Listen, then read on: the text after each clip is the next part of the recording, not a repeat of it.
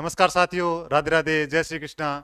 स्वागत है आप सभी का एनडीसी क्लासेस के इस निःशुल्क ऑनलाइन प्लेटफॉर्म पर। तो जैसा कि आप जानते हैं कि हम राजस्थान की ज्योग्राफी पढ़ रहे हैं।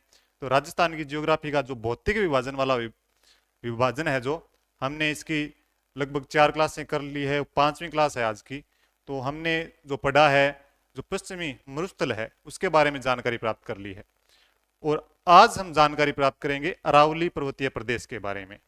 तो इस बारे में जब जानेंगे तो पता करेंगे क्या चीज है इसके अंदर, अरावली पर्वत के अंदर। अरावली पर्वत के अंदर आपको पता है कि पर्वत जो श्रृंखला है अरावली, उसके अंदर उत्तरी अरावली, मध्य अरावली और दक्षिणी अरावली के अंदर जो भी चोटियां आती है उनके बारे में विस्तार से वर्णन करेंगे और जानेंगे कि इसके अंदर क्या खास चीजें हैं।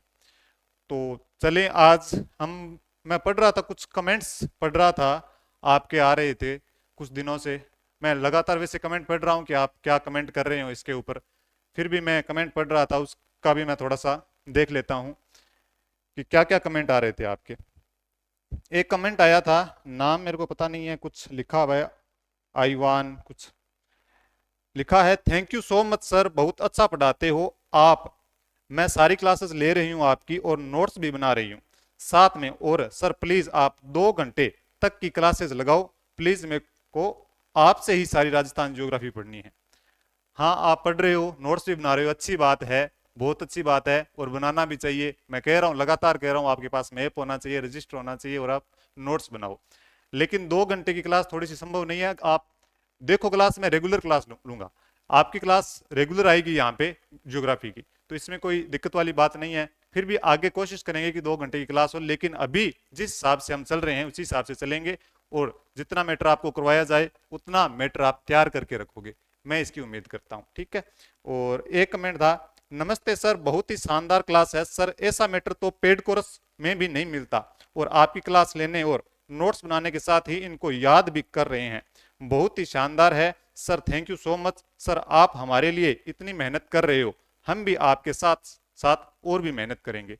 बिल्कुल, आपको भी मेहनत करनी है, और मेहनत मैं तो मेहनत करूंगा ही, मैं मेहनत करूंगा और आपसे करवाऊंगा भी। लेकिन आपको मेहनत करनी है, आपको ईमानदारी से मेहनत करनी है। मैं कल की क्लास में भी कह रहा था कि अगर आपकी ईमानदारी है पढ़ाई के प्रति, आपकी नीयत आपकी पढ़ाई के प्रति नीयत साफ है, तो आप रास्ता खुद ब खुद बना लोगे। जिस प्रकार से जल अपना रास्ता बना लेता है उसी प्रकार से। तो आपको क्या करना है, केवल पढ़ना ही है। पेड कोर्स का कोई मतलब नहीं है, पेड कोर्स हो या ना हो इससे हमें कोई मतलब नहीं है। हमें जो निःशुल्क क्लासें चल रही है अपनी, उसी हिसाब से चलेंगे, ठीक है। और आगे देखो कि सर आप बहुत अच्छा पढ़ा रहे हो, स्माइल से मतलब नहीं, बाकी कंटेंट पे ध्यान देना चाहिए। हाँ, एक क्लास में मैंने कहा था कि स्माइल से कुछ आया था, कमेंट आया था कि आप सर, आप थोड़ी सी स्माइल की कमी है। तो उस पे कमेंट आया होगा शायद कि आप अच्छा पढ़ा रहे हो, स्माइल से मतलब नहीं है, कंटेंट अच्छा होना चाहिए। वही कह रहा हूं मैं, कंटेंट में अगर अच्छा है तो स्माइल तो अपने आप आ जाएगी। आप लोगों के चेहरे पर अगर स्माइल होगी तो मैं खुद प्रसन्न होऊंगा, मेरे चेहरे पर खुद ब खुद स्माइल आ जाएगी, वो दिक्कत वाली बात नहीं है, ठीक है। एक था कि सर आपका इंस्टाग्राम चैनल क्या है, उस पर इन क्लासेस की पीडीएफ अवेलेबल करवा दो। अरे क्यों चाहिए आपको इंस्टाग्राम, जब आपको दे रहे हैं, टेलीग्राम चैनल दे रहे हैं, वहां पे पीपीटी उपलब्ध करवा रहे हैं, तो आपको इंस्टाग्राम चैनल क्यों चाहिए। तो आपको पता है कि एनडीसी क्लासेस के नाम से टेलीग्राम चैनल है, वहां पे सारी की सारी पीपीटी उपलब्ध करवाई जा रही है, ठीक है। तो ये थे। और एक था कि गुरुजी 3 एग्जाम एक धमाका टेस्ट सीरीज के अंदर सेकंड ग्रेड फर्स्ट ग्रेड में राजस्थान का परिचय और भौतिक स्थिति टेस्ट के अंदर जो गुरुजी ने क्लास दी है उसी के हिसाब से प्रश्न तो नहीं है, पुरानी जियोग्राफी वाले प्रश्न ही है। सर की क्लास ले ली, नोट्स भी बना लिए और याद भी कर लिए, लेकिन टेस्ट कहां से दें। हाँ, ये अच्छा प्रश्न है, लेकिन मैं यही कहूंगा कि आप एक बार ये पूरी जियोग्राफी कर लो, यहाँ से टेस्ट उपलब्ध करवा दिए जाएंगे वहां पे। अब जैसे जैसे अपना कोर्स हो रहा है, जैसे जैसे टॉपिक हो रहे हैं, उसके हिसाब से मैं टेस्ट यहाँ यहीं ले रहा हूँ और आपको वहीं पे उपलब्ध करवा दिए जाएंगे आने वाले टाइम के अंदर।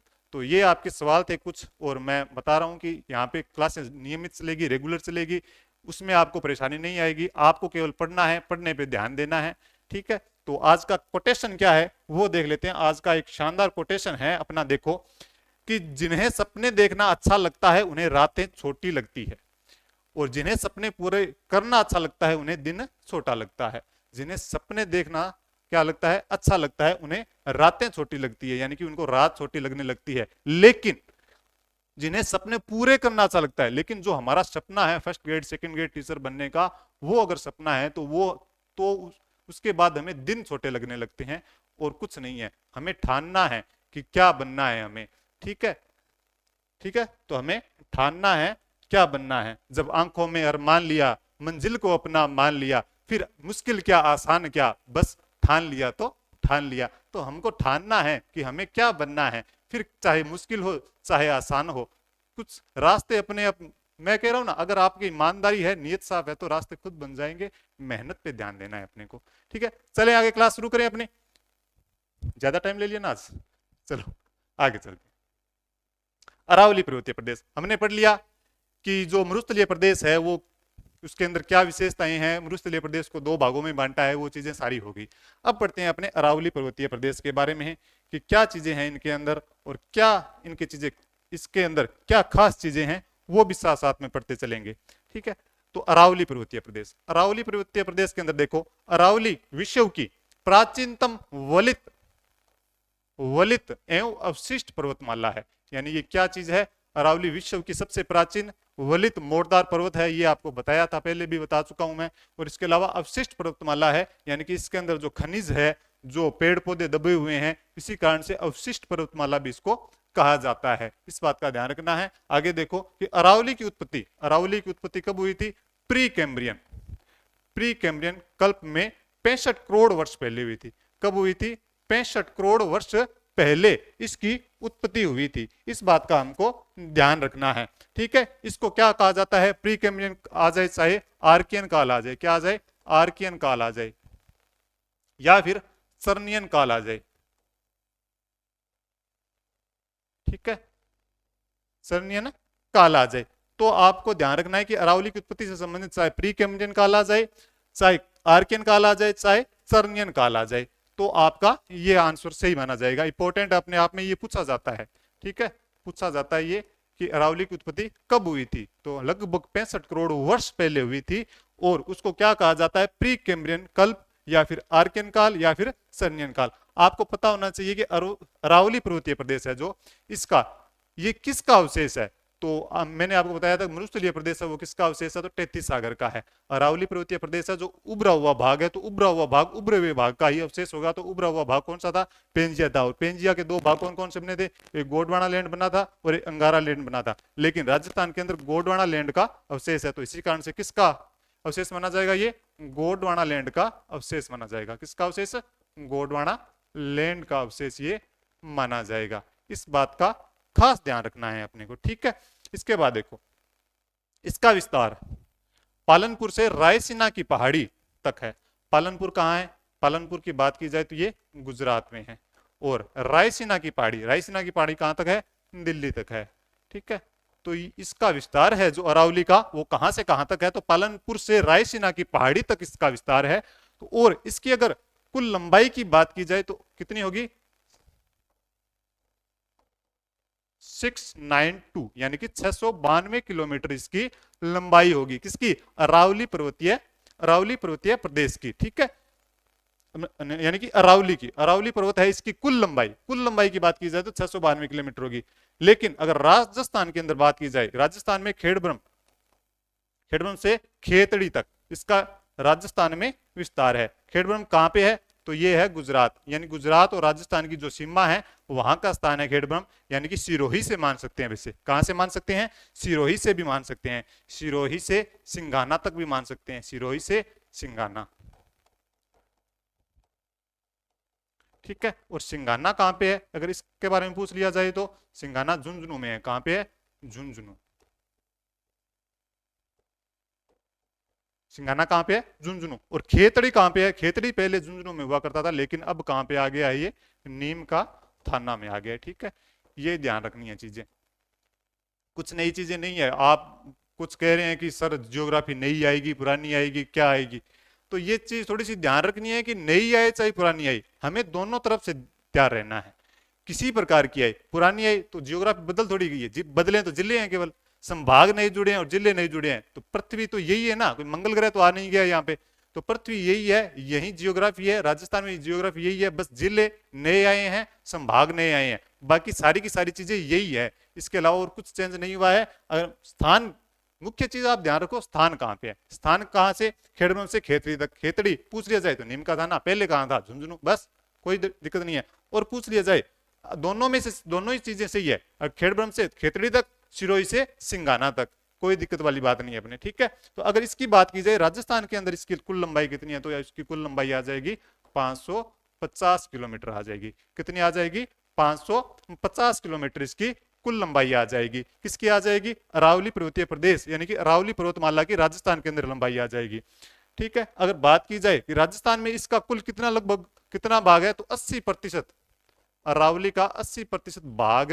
राजस्थान में है। किसमें है, राजस्थान के अंदर है, ठीक है, लगभग 80% भाग है। इस बात का ध्यान रखना है, ठीक है। एग्जैक्ट पूछ लिया जाए तो वैसे आ जाएगा इसका 79.48, ठीक है, कोई बड़ी बात नहीं है। लगभग कितना माना जाएगा, 80% भाग राजस्थान में है। किसका है, अरावली पर्वत का, ठीक है। समझ में आ गया कि अरावली विश्व की प्राचीनतम वलित एवं अवशिष्ट पर्वतमाला है और अरावली की उत्पत्ति प्री कैम्ब्रियन कल्प या फिर आर्कियन या सर्नियन काल में लगभग 65 करोड़ वर्ष पहले हुई थी, ठीक है। इसके अलावा इसका विस्तार पालनपुर से रायसीना की पहाड़ी तक है। पालनपुर कहाँ है, गुजरात, और रायसीना की पहाड़ी कहाँ है, दिल्ली में है, वहां तक है। और राजस्थान के अंदर बात की जाए तो खेड़ब्रह्म से खेतड़ी तक इसका राजस्थान में विस्तार है। और खेड़ब्रह्म कहाँ है, गुजरात और राजस्थान की सीमा है, वहां से शुरू होता है, ठीक है। खेतड़ी कहाँ है, नीम का थाना में है। वैसे क्या कहा जा सकता है कि सिरोही से सिंगाना तक, जो कहाँ पे, सिंगाना झुंझुनू में है, ठीक है। चले आगे, समझ में आ गया ये चीजें, कोई दिक्कत नहीं है। आगे देखो, आगे चीजें हैं अरावली की औसत ऊंचाई। अरावली की औसत ऊंचाई की बात की जाए 930 metre, very very important, exam में देखने को मिलेगा ये क्वेश्चन कहीं ना कहीं कि इसकी औसत ऊंचाई कितनी है, 930 मीटर औसत ऊंचाई है किसकी, अरावली पर्वत माला की, ठीक है। और अगर बात की जाए कि इसका विस्तार कैसे है, तो विस्तार आपको पता होना चाहिए। विस्तार लगभग इसका इस प्रकार से है, ठीक है, यानी कि उदयपुर का भाग, राजसमंद का भाग, फिर ब्यावर, अजमेर, कुछ दूदू का, जयपुर का, ठीक है, खेरथल, तिजारा, कोटपुतली, बहरोड, अलवर, इस प्रकार से, यानी कि नीचे से दक्षिण, यहां पे क्या है, ये उत्तर आ गया, ये क्या आ गया, दक्षिण आ गया, ये क्या है, पूर्व, और इधर है पश्चिम।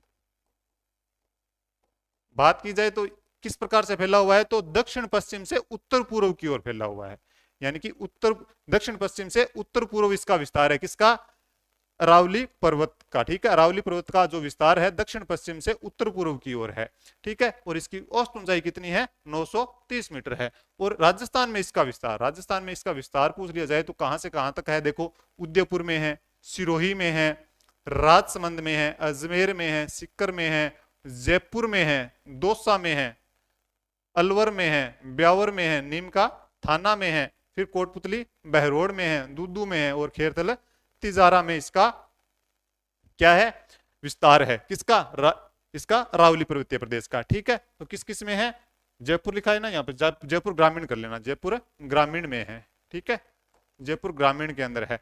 उदयपुर, सिरोही, राजसमंद, अजमेर, सीकर, जयपुर ग्रामीण, दौसा, अलवर, ब्यावर, नीम का थाना, कोटपुतली बहरोड, दूदू और खेरथल तिजारा, इन जगहों पर अरावली पर्वतीय प्रदेश का विस्तार है एक प्रकार से, ठीक है। अगर और पूछ लिया जाए कि अरावली की शाखाएं कहां कहां तक है, तो अरावली की शाखाएं भी आपको देखने को मिलेगी। वो कहां पे देखने को मिलेगी, आपको देखने को मिलेगी डूंगरपुर में भी, बांसवाड़ा में भी, चित्तौड़गढ़ में भी और भीलवाड़ा में भी अरावली की शाखाएं देखने को मिलती है। मुख्य रूप से पूछ लिया जाए तो आपको पता होना चाहिए कि इन जगहों पे हैं, लेकिन अरावली की शाखाएं भी अगर आपको पूछ ली जाए कि कहां पे मिलती है, तो वो आपकी आ जाएगी डूंगरपुर, बांसवाड़ा, चित्तौड़गढ़ और भीलवाड़ा में आपको देखने को मिलेगी, ठीक है। ये चीजें हैं, सिंपल चीजें हैं।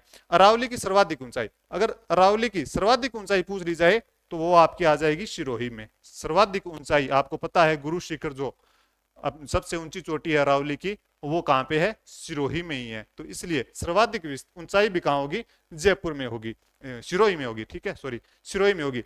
अरावली की न्यूनतम ऊंचाई, न्यूनतम ऊंचाई की बात की जाए तो कहां पे होगी, जयपुर में होगी। न्यूनतम ऊंचाई कहां पे होगी, जयपुर में होगी। सर्वाधिक ऊंचाई सिरोही, न्यूनतम ऊंचाई जयपुर में है, इस बात का ध्यान रखना है, ठीक है। चले आगे, आगे देखो,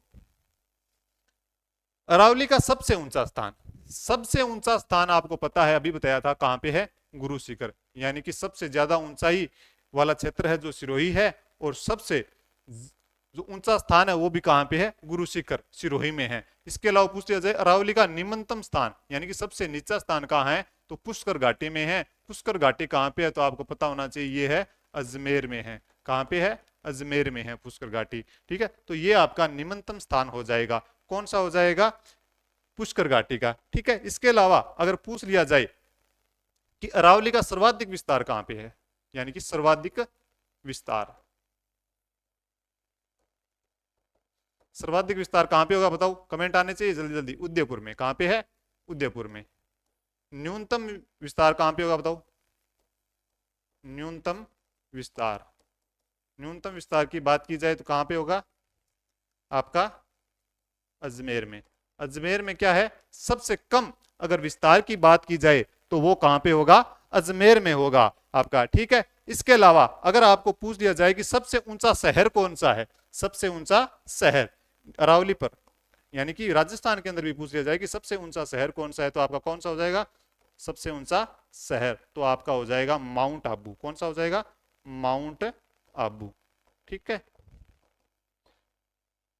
और दूसरा शहर पूछ लिया जाए तो दूसरा शहर सबसे ऊंचा यानी कि माउंट आबू के बाद कौन सा है, तो आपका आ जाएगा प्रतापगढ़। प्रतापगढ़ लगभग 580 मीटर ऊंचा है। ठीक है, कितना ऊंचा है, 580 मीटर ऊंचा है प्रतापगढ़, इस बात का ध्यान रखना। ठीक है, इसके अलावा मध्य भाग आपको पता है कहां पे है, अरावली का मध्य भाग आपका है अजमेर में है, इस बात का ध्यान रखना है। इसके अलावा अरावली के उपनाम, अरावली के उपनाम, उपनाम क्या क्या है देखो, इसको क्या क्या और कहा जाता है, इन चीजों के बारे में बात की जाए तो भारत का अपलेशियन, क्या चीज है, भारत का अपलेशियन। भारत का अपलेशियन किसके कारण कहा जाता है, इसकी तुलना किससे की जाती है, अमेरिका का एक पर्वत है, कौन सा है, अपलेशियन नाम से है, उससे की जाती है। ठीक है, किसका है, अमेरिका के पर्वत से तुलना।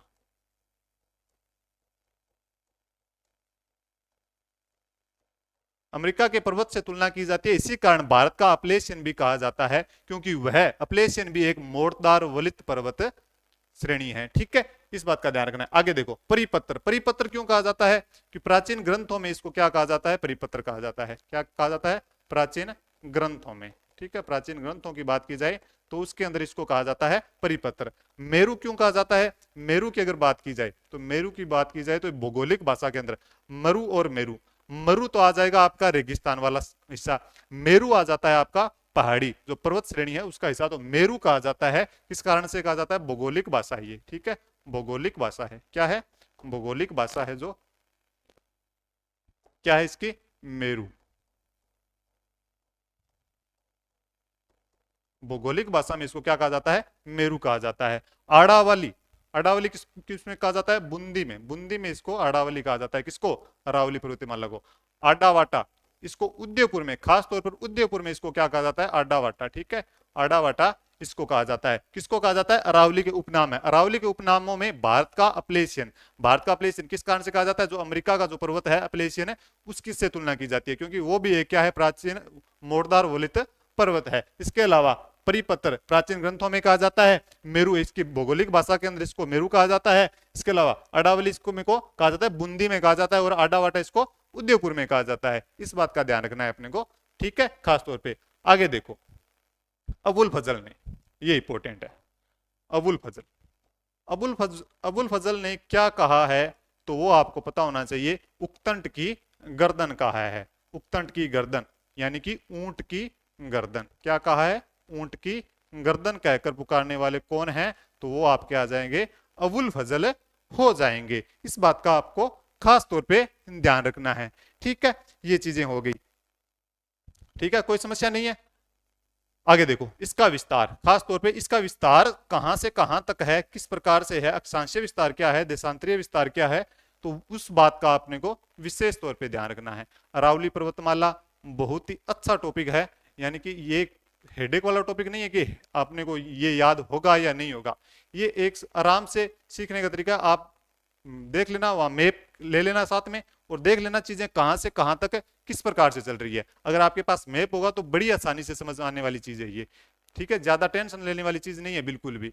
तो आपको आसानी से समझना है। क्या कहा है, सबसे ऊंचा स्थान आपको पता है, रट रखा है आपने, गुरु शिखर है। उसके बाद निम्नतम स्थान कौन सा है, पुष्कर घाटी है, जो ठीक है, जो कहां पे है, अजमेर में है। इसके अलावा आपसे पूछ लिया जाए कि सर्वाधिक विस्तार कहां पे है इसका, अरावली पर्वतमाला का, तो आपका उदयपुर हो जाएगा। न्यूनतम विस्तार पूछ लिया जाए तो आपको पता है कहां पे है, अजमेर में है। ठीक है, इसके अलावा सबसे ऊंचा शहर माउंट आबू। उसके बाद दूसरा शहर पूछ लिया जाए तो आपका हो जाएगा प्रतापगढ़, जिसकी ऊंचाई कितनी है, 580 मीटर है। कितनी है, 580 मीटर आपकी ऊंचाई हो जाएगी इसकी। ठीक है, आगे पूछ लिया जाए कि उक्तंड की गर्दन किसने कहा है, यानी ऊंट की गर्दन किसने कहा है अरावली पर्वतमाला को, तो वो आपका हो जाएगा अबुल फजल हो जाएगा। ठीक है, अबुल फजल हो जाएगा। ठीक है, यानी कि ऊ से किसको जोड़ लेना, ए से जोड़ लेना, ऊ को ए से जोड़ लेना। ठीक है, ए ने ऊ कहा है, ए ने ऊ कहा है। ठीक है, ए ने क्या कहा है, ऊ कहा है, अबुल फजल ने ऊंट की गर्दन कहा है। कोई बड़ी बात नहीं है। आगे देखो, आगे है इसका विस्तार। विस्तार किस प्रकार से है, 23 डिग्री 20 मिनट उत्तरी अक्षांश से 28 डिग्री 20 मिनट। ठीक है, इसका अगर उत्तरी अक्षांश पूछ लिया जाए तो कितना होगा, 23 डिग्री 20 मिनट उत्तरी अक्षांश से 28 डिग्री 20 मिनट। देखो, यहां से लेकर आपसे पूछा जा सकता है, यहां से लेकर यहां तक कितना विस्तार है, तो 23 डिग्री 20 मिनट से 28 डिग्री 20 मिनट हो जाएगा। ठीक है, इस बात का ध्यान रखना है। आगे देखो, अगर पूछ लिया जाए देशांतर, तो 72 डिग्री 10 मिनट पूर्वी देशांतर से 77 डिग्री पूर्वी देशांतर हो जाएगा। कितना है, 72 डिग्री 10 मिनट से 77 डिग्री, 72 डिग्री 10 मिनट से 70 डिग्री, 72 मिनट यहां से 77 डिग्री यहां तक हो जाएगा पूर्वी देशांतर। ठीक है, ये चीजें सिंपल चीजें हैं बिल्कुल। ठीक है, समस्या नहीं है यहां पे। चलें आगे। आगे देखो, ये हो गया। आगे देखो, राजस्थान में प्री कैम्ब्रियन महाकल्प की चट्टानों का अध्ययन किसने किया, तो ये अपने आप में इंपॉर्टेंट है, पूछा जाता है और पूछा जाएगा भी, आगे भी पूछा जाएगा ये चीजें। ठीक है, तो अगर पूछ दिया जाए कि प्री कैम्ब्रियन महाकल्प, यानी कि ये जो प्री कैम्ब्रियन महाकल्प की चट्टानें हैं जो अरावली पर्वतमाला है अपनी, तो इसका अध्ययन किसने किया था, तो ए एम हेरोन ने किया था। किसने किया था, ए एम हेरोन ने किया था। इस बात का ध्यान रखना है। ए एम हेरोन का अगर पूरा नाम पूछ लिया जाए तो क्या होगा, आपको पता है ना, क्या नाम है इनका पूरा नाम, अलेक्जेंडर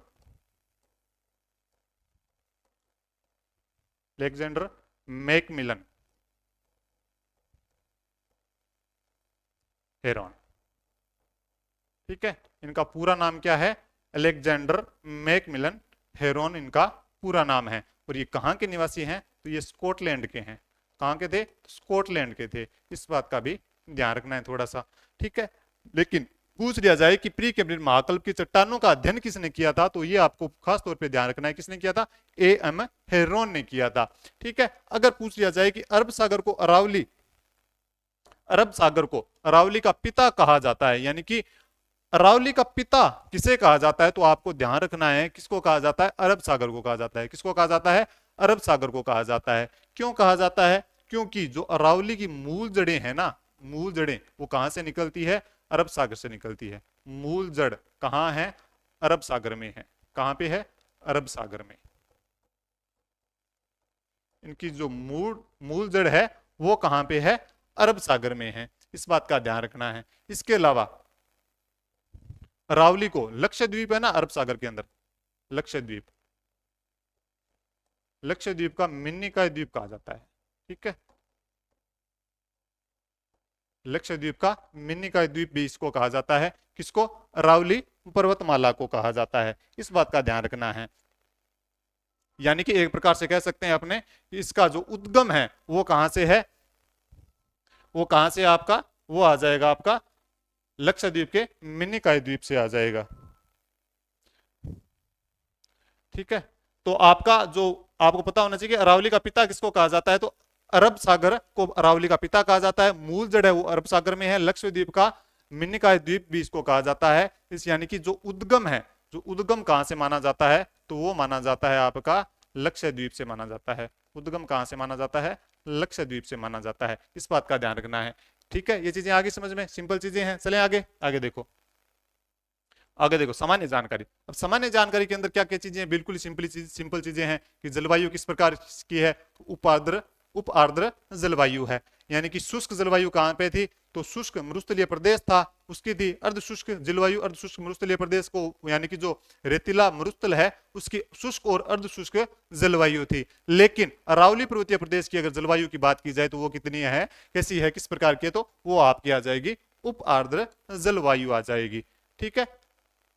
वर्षा, अगर बारिश की बात की जाए, बारिश कितनी होती है, तो 50 से 90 सेंटीमीटर यहां पे बारिश भी होती है। ठीक है, 50 से 90 सेंटीमीटर। इसके अलावा मिट्टी की बात की जाए तो मिट्टी किस प्रकार की, काली, भूरी, लाल व कंकरीली मिट्टी पाई जाती है। किस प्रकार की मिट्टी पाई जाती है, काली, भूरी, लाल व कंकरीली मिट्टी पाई जाती है। अगर बात करें तो इसको और क्या कहा जाता है, तो इसको कहा जाता है इनसेप्टी सॉइल। ठीक है, इनसेप्टी सॉइल। जो पहाड़ी मिट्टी होती है तो उसको कहा जाता है इनसेप्टिसोल। कंकरीली मिट्टी को कहा जाता है काली, भूरी, लाल व कंकरीली मिट्टी को इनसेप्टिसोल मिट्टी कहा जाता है। तो अरावली पर्वतीय प्रदेश में किस प्रकार की मिट्टी पाई जाती है, तो इनसेप्टिसोल मिट्टी पाई जाती है। ठीक है। मुख्य फसल, मुख्य फसल की बात की जाए तो ज्वार और मक्का है। और मक्के की बात की जाए तो ये ढाल के अंदर, ठीक है, चट्टानों के ढाल पर खेती की जाती है। ढाल पर खेती की जाती है। किसकी की जाती है, तो आपको पता होना चाहिए मक्के की जो खेती है वो की जाती है ढाल पे की जाती है। अगर वनस्पति की बात की जाए, अगर हम बात करें किसकी, अगर हम यहां की वनस्पति की बात करें तो वो आ जाएगी आपकी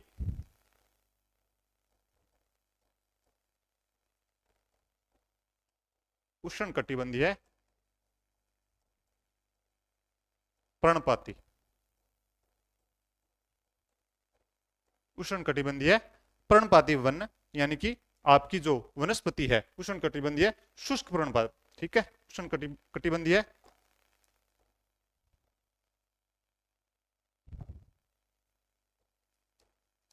शुष्क पर्णपाती वन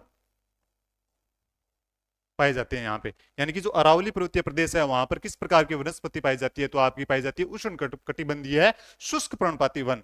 इस प्रकार की वनस्पति पाई जाती है। इसके अलावा आपको पता है जलवायु किस प्रकार के उपार्द्र है, 50 से 90 सेंटीमीटर क्या होती है यहाँ पे वर्षा होती है। इसके अलावा मिट्टी किस प्रकार की, काली, भूरी, लाल व कंकरीली मुख्य रूप से है, तो इसको कहा जाता है इनसेप्टिसोल। क्या कहा जाता है, इनसेप्टिसोल। इसके अलावा मुख्य फसल ज्वार व मक्का है। ठीक है, यानी कि आपको पता होना चाहिए कि उदयपुर यानी कि जो दक्षिणी भाग है वहां पे मुख्य रूप से मक्का की खेती की जाती है। तो ये इसके अंदर यानी कि अरावली प्रदेश के अंदर भी मुख्य फसल के अंदर कौन सी आ जाएगी, आपकी मक्का आ जाएगी। और मक्का की खेती की कहां जाती है, तो वो आपको ध्यान रखना चाहिए कि जो चट्टाने हैं, चट्टानों में जो ढाल होती है, ढाल पर खेती की जाती है। किसकी की जाती है, मक्के की खेती की जाती है। चीजें आगे समझ में कोई दिक्कत वाली बात नहीं है। चलें आगे। ठीक है, तो आगे देखो, वनस्पति हो गई। आगे आगे है अरावली की विशेषताएं। अरावली की विशेषताएं किस प्रकार की है, क्या चीजें हैं अरावली के अंदर, अगर इसकी बात की जाए तो देखो अरावली की विशेषताएं हैं, यह पर्वतमाला सबसे प्राचीन वलित मोड़दार पर्वत है। सबसे बड़ी विशेषता यह है कि यह वलित मोड़दार पर्वत है। क्या है, वलित मोड़दार पर्वत है। क्या है, वलित मोड़दार पर्वत है। इसको कहा जाता है, किसको कहा जाता है, अरावली को कहा जाता है। इसके अलावा ये दो भौगोलिक भागों में बांटते हैं। अरावली क्या करता है, दो भौगोलिक भागों में बांटता है, किसको, राजस्थान को। दो भौगोलिक भागों में, किस किस में, एक तो मरुस्थल, ठीक है, और दूसरा आ जाएगा गैर मरुस्थल। यानी कि जो आपका पश्चिमी अरावली के पश्चिम में है वो तो आपका मरुस्थल वाला इलाका आ जाएगा, और अरावली के जो पूर्व में है वो आपका आ जाएगा गैर मरुस्थल, यानी कि वहां पे मरुस्थल नहीं है, मैदान है। ठीक है, तो ये क्या करता है, राजस्थान को दो भौगोलिक भागों में बांटता है, तो वो मरुस्थल और गैर मरुस्थल हो जाएगा। ठीक है, और एक चीज और है, ये जो समानांतर जो अरावली पर्वतमाला है इसके समानांतर एक जो राजमार्ग है, राष्ट्रीय राजमार्ग, राष्ट्रीय राजमार्ग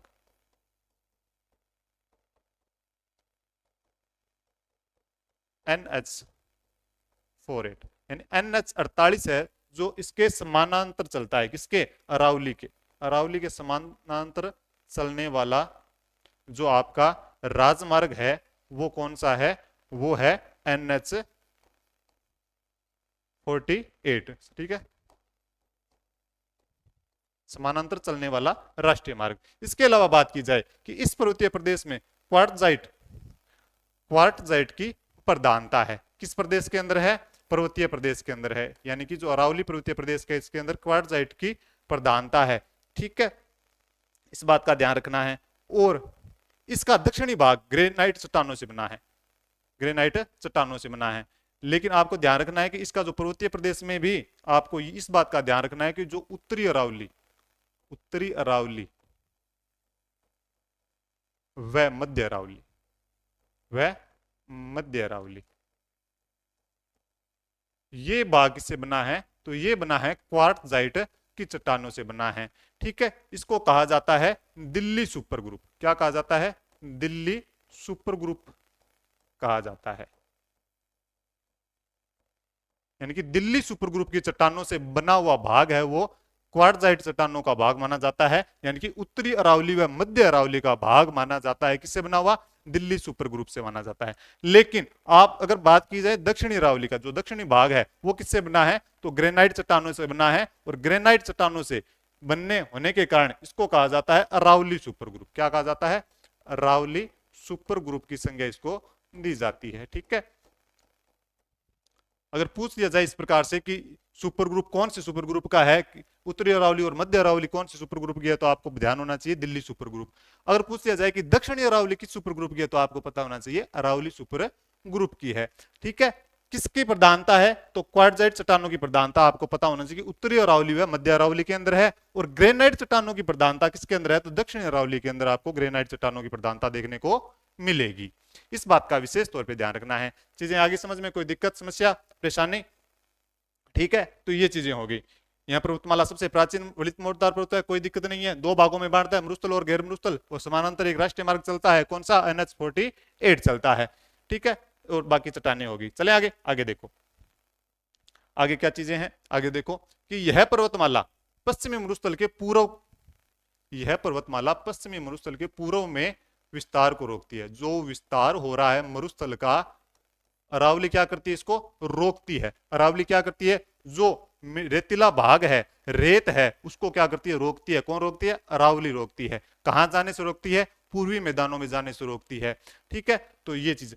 एक चीज और है, ये केवल पश्चिमी मरुस्थल को नहीं रोकती, ये पश्चिमी मरुस्थल में आने वाले मानसून को भी रोकती है। क्या करती है? मानसून को भी रोकती है।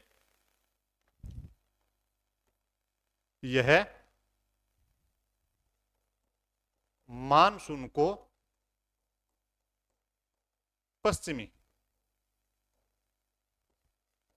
मरुस्थलीय प्रदेश में आने से रोकती है। क्या करती है?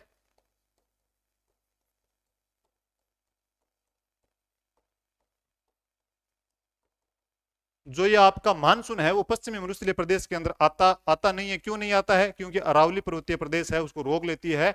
और वह बारिश है, जो वर्षा है, वो कहां पर कर देती है? पूर्वी मैदानों में वर्षा कर देती है।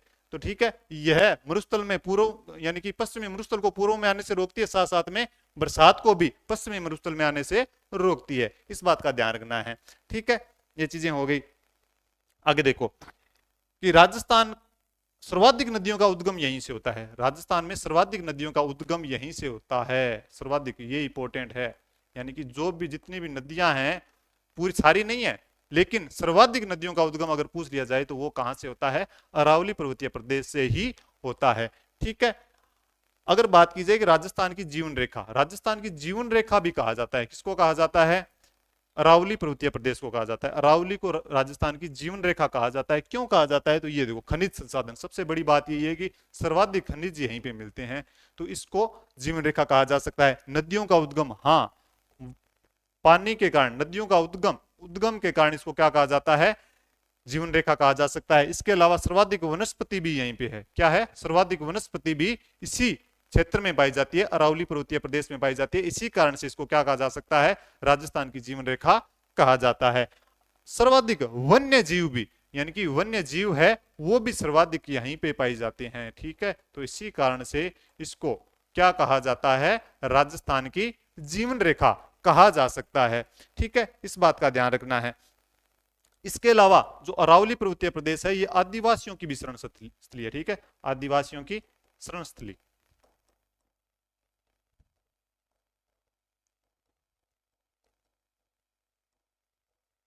ठीक है, आदिवासियों की क्या है, शरणस्थली भी यही है। इसके अलावा ये जो अरावली पर्वतीय प्रदेश है, महान जल विभाजक रेखा है, महान जल विभाजक रेखा। किस कारण से बताओ?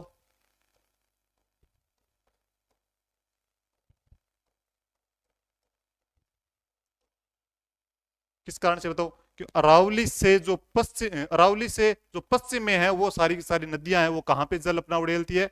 तो वो जल जाता है उनका अरब सागर के अंदर। जो पूर्व में है तो उसका जल जाता है बंगाल की खाड़ी में। तो ये जल का क्या करती है, विभाजन करती है, बांटती है, ठीक है, बंगाल की खाड़ी और अरब सागर में। ठीक है, लूनी नदी आपको पता है कहां जल करती है यानी कि डालती है, तो वो आपका आ जाएगा अरब सागर के अंदर। और जो पूर्व के अंदर बनास नदी है, उसका जल कहां जाता है, तो वो आपका आ जाएगा बंगाल की खाड़ी में जाता है। इस बात का ध्यान रखना है। तो ये चीजें होगी, आदिवासियों की शरणस्थली है, ये चीजें हो गई ये। ठीक है, अगर बात की जाए इसका नुकसान क्या है, तो नुकसान आपको पता है, अरावली का नुकसान क्या है? नुकसान ये है कि जब बारिश अरब सागर से जब उठते हैं बादल, तो वो उन बादलों को रोक नहीं पाती है। जो दक्षिण पश्चिम मानसून है, अरब सागर से उठता है, तो उसको रोक नहीं पाती है, उसके बादल है वो समानांतर चल पड़ते हैं। इसमें देखो, अपने मैप में देखते हैं। ठीक है, जैसे ये है, तो यहां से जब अरब सागर क्या कहां पे, यहाँ पे मान लो यहाँ पे अरब सागर है, तो यहां से जब बादल बनते हैं तो क्या करते हैं, इसके समानांतर ऐसे चल पड़ते हैं।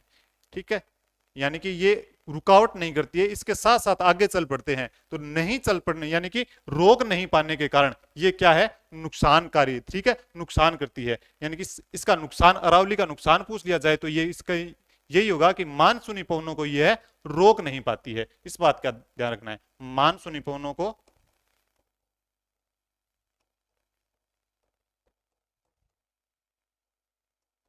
रोक नहीं पाती।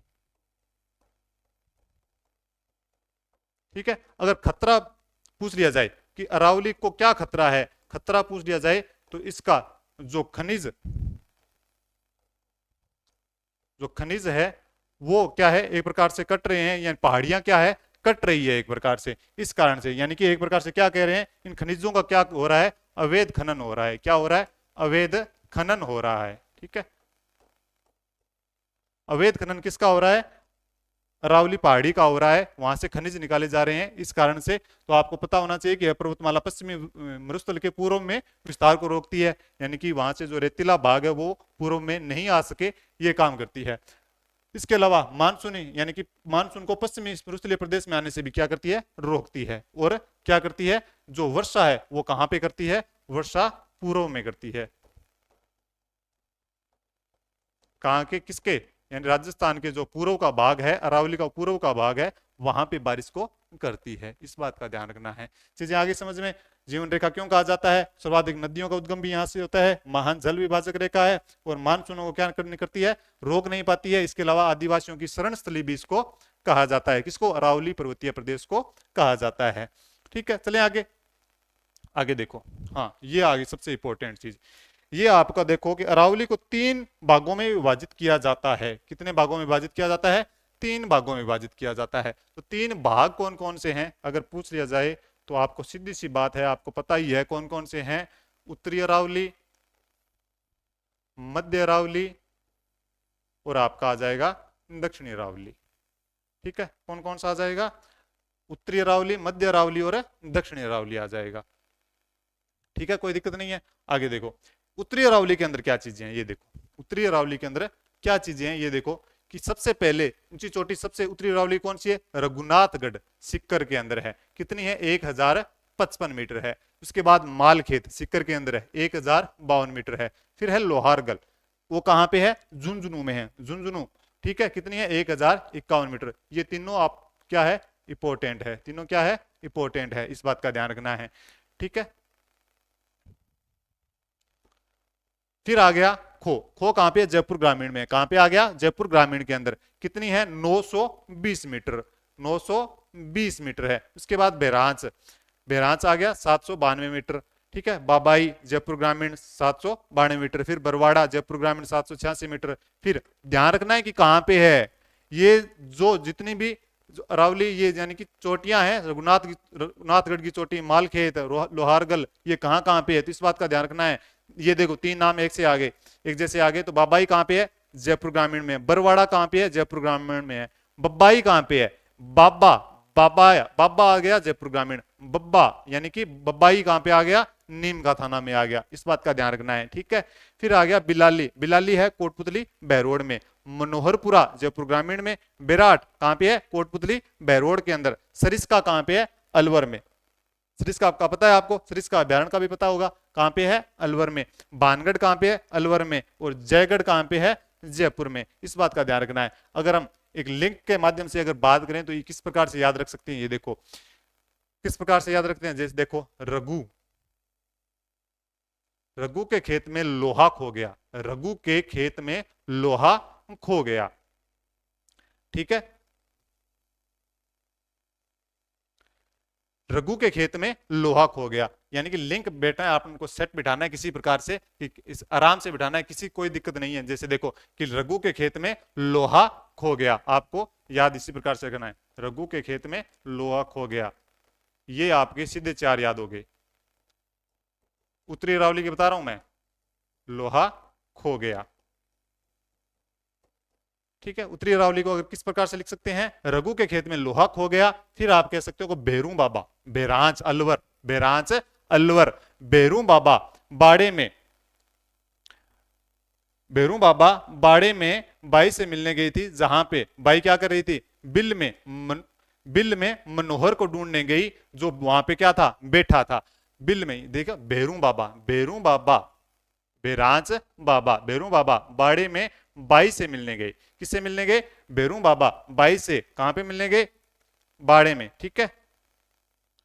ये देखो इस प्रकार से बेरू बाबा बाड़े में बाई से मिलने गए, जहां पे वो बिल में मनोहर को ढूंढने गई, जहां पर वो बैठा रिस्क ले रहा था। वहां पर कौन रिस्क ले रहा था, मनोहर बैठा रिस्क ले रहा था। क्या ले रहा था, रिस्क ले रहा था, ठीक है। लास्ट में याद रखना है भानगढ़ जयगढ़, भानगढ़ जयगढ़। क्या याद रखना है, भानगढ़ जयगढ़। तो किस प्रकार से लिंक सेट बैठोगे आप, रघु के खेत में लोहा खो गया, जहां पर बेरू बाबा बाड़े में बाई से मिलने गए, ठीक है। बेरू बाबा बाड़े में बाई से मिलने गए। उसके बाद में जहां पे बिल में मनोहर बैठा था, ठीक है, जहां पर बिल में मनोहर बैठा था, वहां बैठा क्या ले रहा था, रिस्क ले रहा था। बैठा क्या ले रहा था, रिस्क ले रहा था। इस प्रकार से लिंक आपको सेट बिठानी ही पड़ेगी किसी न किसी प्रकार से। तो आपको क्रम वाइज याद हो जाएगा कि सबसे ऊंची चोटी कौन सी है, ठीक है, यानी कि उत्तरी अरावली की है ये चीजें। उत्तरी अरावली की सबसे इंपॉर्टेंट ये आ जाएगी आपकी 1055 से 1052 और 1051 मीटर वाली ये तीन चोटियां। रघु के खेत में लोहा खो गया, ये आपको पहले आ गया। फिर बेरू बाबा बाड़े में बाई से मिलने गए, जहां बिल में मनोहर बैठा था और रिस्क ले रहा था। इस प्रकार से याद करना है आपको, ठीक है। फिर आगे देखो मध्य अरावली, मध्य अरावली में क्या है, गोरमजी और टोडगढ़ सबसे ऊंची चोटी है। मध्य अरावली की अगर सबसे ऊंची चोटी की पूछ लिया जाए तो वो कौन सी होगी, गोरमजी, ठीक है, गोरमजी टोडगढ़। ये है कहां पर, अगर पूछ लिया जाए तो ये ब्यावर में होगा, ठीक है, ब्यावर में है। इसके अलावा तारागढ़ और नाग पहाड़ ये कहां पे है, तो ये अजमेर में है। कहां पे है, अजमेर में है, ठीक है। गोरमजी कहां पे है, ब्यावर में। तारागढ़ नागपहाड़ अजमेर में, ठीक है। ये चीजें हो गई, कोई दिक्कत नहीं है, ये तो याद हो जाएगी मध्य अरावली वाली, गोरमजी तारागढ़ नागपहाड़, ठीक है, गोरमजी तारागढ़ नागपहाड़। फिर देखो आगे देखो दक्षिण अरावली की, दक्षिण अरावली, दक्षिण अरावली ये वास्तव में सबसे ज्यादा इंपॉर्टेंट की अगर बात की जाए तो दक्षिण अरावली की जो चोटियां हैं वो सबसे ज्यादा इंपॉर्टेंट मानी जाती है, ठीक है।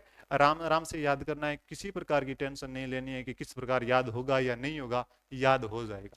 अगर आपका मन कह रहा है याद हो जाएगा तो हो जाएगा, अगर आपका मन कह रहा है कि याद नहीं होगा तो फिर तो चाहे कितना भी मैं कुछ कितना ही समझा दूं याद नहीं होगा। आपको खुद यहाँ पे संतुष्टि से सारी चीजें देखनी है तभी याद होगा, इससे भागने से याद नहीं होगा। आपको चीजें सरल तरीके से समझनी पड़ेगी फिर याद होगा, ठीक है। तो उत्तरी अरावली का मैंने बता दिया कि रघु के खेत में क्या हो गया, खो गया, लोहा खो गया। वो जहां बेरू बाबा क्या कर रहा था, बेरू बाबा बाड़े में बाई से मिलने गया, जहां पे बिल में बैठा कौन था, मनोहर बैठा था, बिल में मनोहर बैठा था, वहां पर क्या ले रहा था, रिस्क ले रहा था। फिर गढ़, दो गढ़ आ जाएंगे, भानगढ़ और जयगढ़ आ जाएंगे। इस प्रकार से आपको याद रखनी पड़ेगी चीजें, ठीक है। तो आगे देखो अपने दक्षिणी अरावली के अंदर, दक्षिणी अरावली के अंदर आपको सब पता है कि जो अरावली की सबसे ऊंची चोटी है वो कौन सी है, तो आपकी हो जाएगी गुरु शिखर हो जाएगी। कौन सी है? गुरु शिखर ही सबसे ऊंची चोटी है। कौन सी है? गुरु शिखर, यानी कि 1722 मीटर है, ठीक है। 1722 मीटर गुरु शिखर सबसे ऊंची चोटी। फिर आ जाएगी आपकी शेर, शेर सिरोही, दिलवाड़ा सिरोही, यानी कि आपसे पूछ लिया जाए कि अरावली की सबसे ऊंची चोटियां, तीन ऊंची चोटियां कहां पे है, तो वो सिरोही में है। सबसे तीन ऊंची चोटियां कहां पे है? सिरोही में है। ये अपने आप में इंपॉर्टेंट चीज हो जाती है, तीनों की तीनों। इनकी ऊंचाई की बात करें तो गुरु शिखर की 1722 मीटर, शेर की 1597 मीटर, दिलवाड़ा या फिर देलवाड़ा कह सकते हैं, इसकी कितनी है? 1442 मीटर। फिर चौथे नंबर पे जो आती है उसका नाम है जरगा, जो उदयपुर में है। Very very important. कहां पे है? उदयपुर के अंदर है। कौन सी चोटी है? जरगा, उदयपुर में 1431 मीटर। आपको याद रखना 1722 मीटर, फिर आपको 1597, फिर 1442, फिर 1431, ठीक है। फिर आ जाएगा आपका अचलगढ़, फिर सिरोही आ जाएगा। फिर क्या आ जाएगा? सिरोही आ जाएगा, 1380 मीटर। किसकी है? अचलगढ़ की है। अचलगढ़ की कितनी है? 1380 मीटर। फिर है आबू की, आबू की कितनी है? 1295 मीटर। कितनी है? 1295 मीटर है, ठीक है। चीजें होगी। हाँ देखो, इसका किस प्रकार से याद रखेंगे कि गुरु शेर दिल जरा चल, गुरु शेर दिल जरा चल, गुरु शेर दिल जरा चल, ठीक है। ये जो सबसे ऊंची चोटी है 5, गुरु शिखर, शेर, दिलवाड़ा, जरगा, अचलगढ़। चल, चल से अचलगढ़, गुरु शेर दिल जरा चल, ठीक है।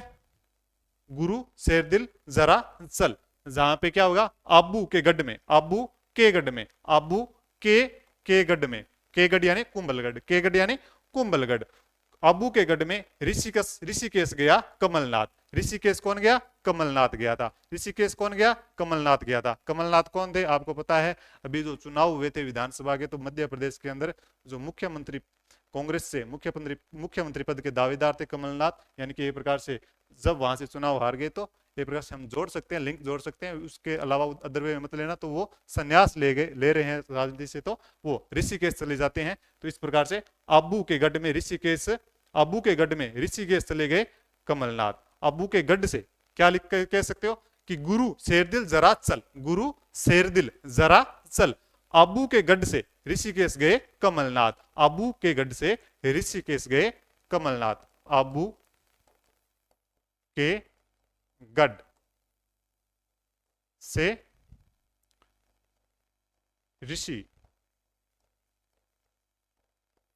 ऋषिकेश गए कमलनाथ। इस प्रकार से याद कर सकते हो, ठीक है। कितनी होगी? आबू के गढ़ से ऋषिकेश गए कमलनाथ, ठीक है। तो ये चीजें हो जाएगी। फिर आपका आ जाएगा सुंदा पर्वत, सुंदा पर्वत, ठीक है। सुंदा पर्वत कहां पे है? भीनमाल जालोर में है, भीनमाल जालोर में है, ठीक है, जालोर में है। और इसकी जो ऊंचाई है 991 मीटर। कमलनाथ, कमलनाथ की ऊंचाई कितनी है? तो आपकी हो जाएगी 1001 मीटर। ये अपने आप में इंपॉर्टेंट है, 1001 मीटर अपने आप में इंपॉर्टेंट है। तो कितनी हो जाएगी? 1001 मीटर किसकी है? कमलनाथ। आबू के गढ़ से ऋषिकेश गए कमलनाथ, ठीक है। फिर सुंदा पर्वत, सज्जनगढ़, सज्जनगढ़ कहां पे है? उदयपुर में, 930 मीटर। यानी कि आपसे पूछ लिया जाए कि जो अरावली की औसत ऊंचाई है उसके बराबर कौन सी चोटी है, तो आपकी आ जाएगी सज्जनगढ़ आ जाएगी। इस बात का ध्यान रखना है। अरावली की औसत ऊंचाई कितनी है बताओ? 930 मीटर है ना, तो उसी के बराबर अगर ऊंचाई पूछ ली जाए तो वो किसकी है? सज्जनगढ़ की है, ठीक है। इसके अलावा सायरा उदयपुर, इसकी कितनी है? 900। डोरा पर्वत, ये भी इंपॉर्टेंट अपने आप में, डोरा पर्वत, ठीक है, डोरा पर्वत, ठीक है। जो जसवंतपुरा की पहाड़ियां हैं जालोर के अंदर, वो उसमें आ जाएगा, ठीक है। 869 मीटर। गोगुंदा उदयपुर कितनी है? 840 मीटर। रोजा बाखर और झारोला बाखर, बाखर नाम आते ही आपको कहां जाना है? जालोर के अंदर जाना है। कहां जाओगे? जालोर के अंदर जाओगे। लेकिन रोजा बाखर की लंबाई, ऊंचाई कितनी है? तो आपकी आ जाएगी 730 मीटर। जारोला बाखर जारोल के अंदर, उसकी जो ऊंचाई है 588 मीटर। तो ये आपको याद रखना है। एक खास चीजें और आपको ये भी पूछ सकते हैं कि गढ़, जितने भी गढ़ है, जैसे सज्जनगढ़, कुंभलगढ़, अचलगढ़, ठीक है, और है क्या कोई गढ़? सज्जनगढ़, इसके बाद कुंभलगढ़, अचलगढ़, इसके बाद इधर आ जाओ भानगढ़, जयगढ़, फिर आ जाएगा रघुनाथगढ़।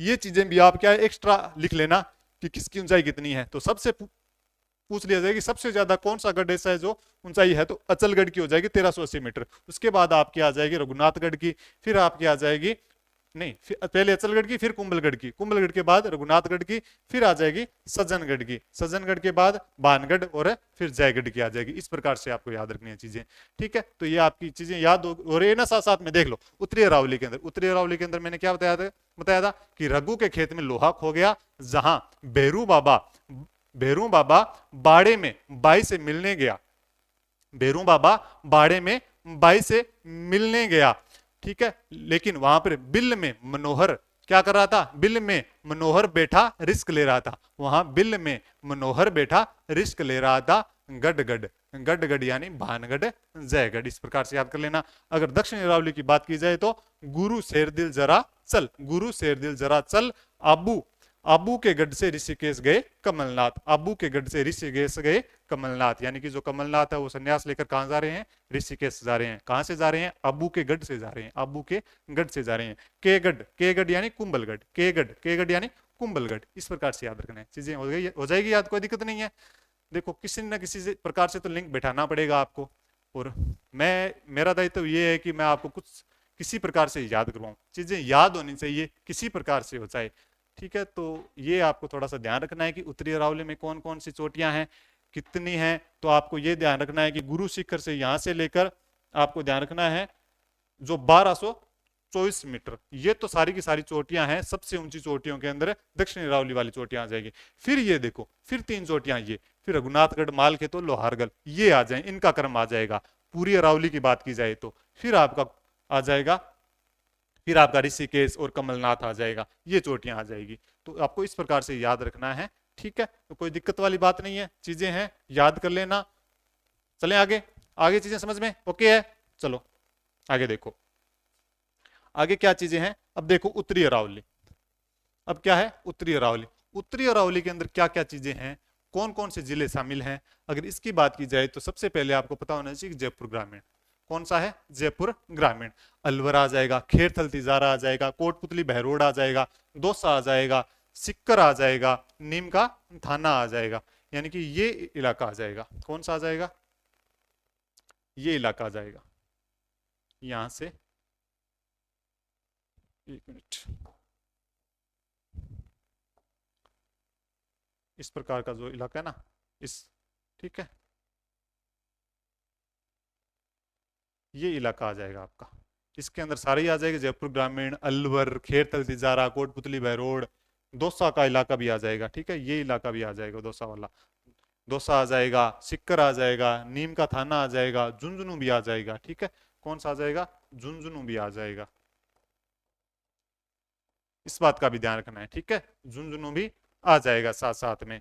इसके अलावा अगर बात की जाए कि उत्तरी अरावली की औसत ऊंचाई कितनी है, तो ये सबसे नीचा स्थान माना जाता है, तो 450 मीटर है इसकी ऊंचाई, ठीक है। औसत ऊंचाई कितनी है, 450 मीटर है। इसके अलावा अगर बात की जाए कि इसके अंदर किसकी प्रधानता है, तो क्वार्टजाइट चट्टानों की प्रधानता है, क्वार्टजाइट चट्टानों की प्रधानता है। इसके अलावा बात की जाए तो किसकी है, फाइलाइट सेल पाए जाते हैं, यानी कि फाइलाइट चट्टानें भी इसके अंदर पाई जाती है, फाइलाइट चट्टानें भी, ठीक है।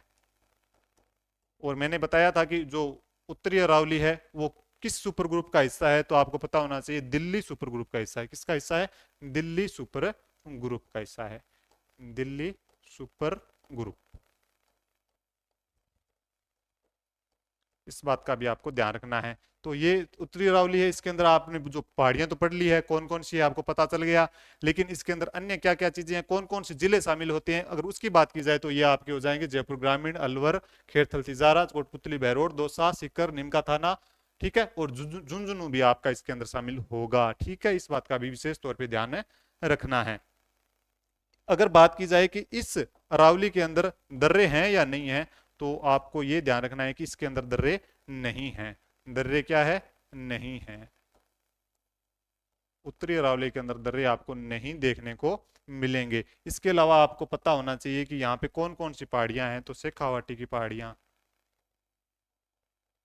ठीक है, शेखावटी की पहाड़ियां। इसके अलावा तोरावाटी की पहाड़ियां, जयपुर की पहाड़ियां, तोरावाटी, जयपुर व अलवर की पहाड़ियां भी यहाँ पे देखने को मिलती है। कहाँ पे देखने को मिलती है? तो आपको आ जाएगा उत्तरी अरावली के अंदर ये चीजें आपको देखने को मिलेगी। ठीक है, औसत ऊंचाई की बात की जाए तो 450 मीटर है, कोई समस्या नहीं है इसके अंदर। चट्टाने मैंने बता दिया, क्वार्टजाइट चट्टाने। अगर क्वार्टजाइट चट्टाने आपको प्रधानता देखने को मिल जाए तो आपको सीधा पता होना चाहिए कि दिल्ली सुपर ग्रुप की है ये। ठीक है, इसके अलावा पहाड़ियां कहाँ कौन कौन से इस प्रदेश के अंदर यानी उत्तरी अरावली के अंदर? शेखावटी की पहाड़ियां देखने को मिलेगी, तोरावटी की पहाड़ियां, जयपुर व अलवर की पहाड़ियां भी आपको यहाँ पे देखने को मिल सकती है। चीजें होगी सिंपल, कोई दिक्कत नहीं है। चलें आगे। आगे देखो, आगे आ जाएगा आपका मध्य अरावली। मध्य अरावली के अंदर देखो, मध्य अरावली के अंदर क्या क्या चीजें हैं? दक्षिण पश्चिमी जयपुर, अजमेर, दूदू और देवगढ़, राजसमंद, ये चीजें आ जाएगी। यानी कि ये जो इलाका ये है ना, एक मिनट, ये इलाका ये आ जाएगा आपका अजमेर, कुछ हिस्सा ब्यावर का, ठीक है, दूदू वाला हिस्सा भी आ जाएगा, और दक्षिण पश्चिमी जयपुर भी आ जाएगा। जयपुर ग्रामीण, जयपुर लिखा ना, ये जयपुर ग्रामीण कर लेना यहाँ पे, जयपुर ग्रामीण, दक्षिण पश्चिमी जयपुर ग्रामीण आ जाएगा। ठीक है, तो आपका दक्षिण पश्चिमी जयपुर ग्रामीण, अजमेर, दूदू, देवगढ़, राजसमंद, ये चीजें आ जाएगी इसके अंदर। ये कौन सी आपकी होगी? मध्य अरावली होगी। कौन सी होगी? मध्य अरावली यहाँ पे होगी। ठीक है, तो ये चीजें हो जाएगी आपकी। तो मध्य अरावली के अंदर कौन कौन सी चीजें हैं? दक्षिण दक्षिण पश्चिमी जयपुर ग्रामीण, अजमेर आ जाएगा, दूदू आ जाएगा, और देवगढ़, राजसमंद, यानी कि देवगढ़ तक का इलाका है वो आएगा आपका मध्य अरावली के अंदर आएगा। ठीक है, दर्रे, प्रमुख दर्रे कौन कौन से हैं तो आपको पता होना चाहिए। दर्रों को और क्या क्या कहा जाता है? दर्रों को और कहा जाता है नाल भी कहा जाता है। ठीक है, क्या कहा जाता है? नाल भी कहा जाता है, घाट भी कहा जाता है। ठीक है, तो नाल या घाट भी कह सकते हैं किनको? दर्रों को। वो पहाड़ों के बीच धरातलीय कटा फटा तंग रास्ता, यानी कि पहाड़ों के बीच क्या होगा? कटा फटा तंग रास्ता होता है, उसे ही क्या कहते हैं? दर्रे कहते हैं, दर्रा कहते हैं, नाल कहते हैं, या फिर घाट कह सकते हैं अपने। ठीक है, अगर बात की जाए कच्छावली दर्रा, पीपली दर्रा, उद्दाबारी दर्रा या सरूपागाड़ दर्रा, ये सारे के सारे दर्रे क्या है? ये कहाँ पाए जाते हैं? आपको अगर पूछ लिया जाए तो ये है ब्यावर के अंदर। ब्यावर वो भी कहाँ पे? टोडगढ़ में। टोडगढ़ ब्यावर में है। ठीक है, टोडगढ़ ब्यावर में। और जोड़ते किसको हैं? तो ये जोड़ते हैं पाली को, यानी कि ब्यावर को पाली से जोड़ने वाले दर्रे कौन से हैं? तो ये हो जाएंगे कच्छावली दर्रा, पीपली दर्रा, उद्दाबारी दर्रा और स्वरूपागाड़ दर्रा। ये चार दर्रे कहाँ पे हैं? तो आपको विशेष तौर पे ध्यान रखना है, ये चारों के चारों दर्रे कहाँ हैं? ब्यावर में आ जाएंगे। ठीक है, और ये जोड़ते किसको है? ब्यावर को पाली से जोड़ते हैं, और विशेष तौर पर ये दर्रे कहाँ पे पाए जाते हैं? टोडगढ़ के अंदर है। कहाँ पे है? टोडगढ़ के अंदर शामिल है। ठीक है, ठीक है, और ये दर्रा भी आपको ब्यावर में देखने को मिलेगा। ठीक है, ब्यावर के पूर्व, ठीक है, ब्यावर के पूर्व में, ब्यावर के पूर्व में देखने को मिलेगा ये दर्रा। कौन सा? पखेरिया दर्रा। पखेरिया दर्रा किसको कहां देखने को मिलेगा? ब्यावर के पूर्व में। शिवपुर घाट भी दर्रा है, और ये भी ब्यावर में है, ब्यावर में। ठीक है, ब्यावर में। ये किसको जोड़ता है? ब्यावर को मेवाड़ से जोड़ता है। ब्यावर को किससे जोड़ता है? मेवाड़ से जोड़ता है। तो वो जरा दर्रा आ जाएगा आपका, कौन सा आ जाएगा? ये आ जाएगा शिवपुर घाट दर्रा आ जाएगा। कौन सा आ जाएगा? शिवपुर घाट दर्रा है वो आ जाएगा आपका। ठीक है, ये दर्रे चार कौन कौन से? कच्छावली दर्रा, पीपली दर्रा, उद्दाबारी दर्रा और स्वरूपागाड़ दर्रा, ये सारे के सारे ब्यावर में हैं, टोडगढ़ में हैं, जो किसको जोड़ते हैं? पाली से जोड़ते हैं। ठीक है, उसके बाद पखेरिया दर्रा। पखेरिया दर्रा किससे जोड़ता है? तो अगर बात की जाए तो ब्यावर के पूर्व में स्थित है ये, और आगे आपका शिवपुर घाट है वो जोड़ता है, मेवाड़ से जोड़ता है किसको? ब्यावर को। ठीक है, ब्यावर को मेवाड़ से जोड़ता है। ये चीजें आ जाएगी, सिंपल चीजें हैं, बिल्कुल भी ज्यादा टेंशन लेने की जरूरत नहीं है यहाँ पे। तो मध्य अरावली के अंदर कौन कौन से जिले हैं? तो दक्षिण पश्चिमी जयपुर ग्रामीण, अजमेर, दूदू, देवगढ़ तक, राजसमंद के अंदर जो देवगढ़ है वहां तक का इलाका आपका आ जाएगा मध्य अरावली के अंदर आ जाएगा। ठीक है, चले आगे। आगे देखो, आगे देखो, आगे दक्षिणी अरावली, दक्षिणी अरावली आ जाएगी। दक्षिणी अरावली के अंदर कौन कौन से जिले हैं? तो राजसमंद, उदयपुर, सिरोही, प्रतापगढ़, डूंगरपुर, बांसवाड़ा, पाली, सलूम्बर, चित्तौड़गढ़, यानी कि ये जिले भी आ जाएंगे। मैंने जो बताया था कि अन्य शाखाएं आपको देखने को मिल सकती है, तो इसके अंदर सिरोही, ठीक है, सिरोही के बाद राजसमंद, उदयपुर, डूंगरपुर, बांसवाड़ा, सलूम्बर, ठीक है, चित्तौड़गढ़, ये इलाका है जो आपका आ जाएगा, किसके अंदर आ जाएगा, ये इलाका आ जाएगा आपका दक्षिणी अरावली के अंदर आ जाएगा। किसमें आ जाएगा, दक्षिणी अरावली के अंदर आ जाएगा। कहा जाएगा, दक्षिण अरावली के अंदर आ जाएगा ये इलाका, यानी कि राजसमंद, उदयपुर, सिरोही, प्रतापगढ़, डूंगरपुर, बांसवाड़ा, पाली, सलूम्बर, चित्तौड़गढ़। अगर औसत ऊंचाई की बात की जाए, यानी कि दक्षिणी अरावली में औसत ऊंचाई की बात की जाए, तो वो आ जाएगी आपकी 1000 मीटर औसत ऊंचाई मानी जाती है यहाँ की, ठीक है। इसके अलावा निर्माण कैसे हुआ है, तो निर्माण हुआ है ग्रेनाइट चट्टानों से। किससे हुआ है, ग्रेनाइट चट्टानों से इसका निर्माण हुआ है। यानी कि आपको पूछ लिया जाए तो ये अरावली सुपर ग्रुप की चट्टाने हैं, अरावली सुपर ग्रुप, ठीक है, अरावली सुपर ग्रुप की चट्टाने हैं। फिर आ जाएगा देखो गुरु शिखर। गुरु शिखर आपको पता है कि जो दक्षिण अरावली के अंदर पाया जाता है, तो अरावली की सबसे ऊंची चोटी, कहने की जरूरत नहीं है, कोई दिक्कत नहीं है। फिर देखो कर्नल टोड ने गुरु शिखर को संतों का शिखर या हिंदू ओलंपस कहा है। क्या कहा है, कर्नल टोड ने गुरु शिखर को संतों का शिखर या हिंदू ओलंपस कहा है। क्यों कहा है, यहां पर मंदिरों की अधिकता होने के कारण कहा है। किसको कहा है, मंदिरों की अधिकता होने के कारण है कहा है, ठीक है। इसके अलावा अगर बात की जाए तो यहाँ पे कौन से ऋषि थे, दत्तात्रेय ऋषि, ठीक है, दत्तात्रेय ऋषि,